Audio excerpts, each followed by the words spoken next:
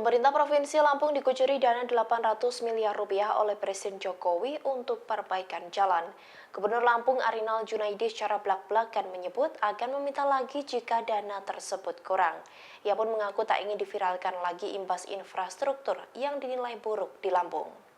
Arinal Junaidi bakal meminta lagi ke pemerintah pusat apabila dana yang digelontorkan dinilai kurang. Selain itu, dirinya akan menempuh cara lain yakni melalui anggaran pendapatan dan belanja daerah atau APBD.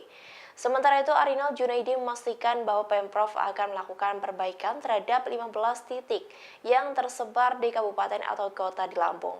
Plafon anggaran tersebut akan diprioritaskan untuk memperbaiki jalan provinsi terlebih dahulu, kemudian jalan kabupaten. Sementara itu, Kementerian PUPR sudah menghitung bahwa untuk perbaikan jalan sebenarnya 700 miliar rupiah sudah cukup. Sehingga 100 miliar rupiah sisanya akan digunakan Arinal untuk perbaikan di tempat lain jika diperbolehkan. Lebih lanjut, Arinal mengaku tak ingin diviralkan lagi, sebab menurutnya semua orang memiliki cara yang berbeda untuk menanggapi sesuatu yang viral. Diketahui Gubernur Lampung sebelumnya viral di media sosial.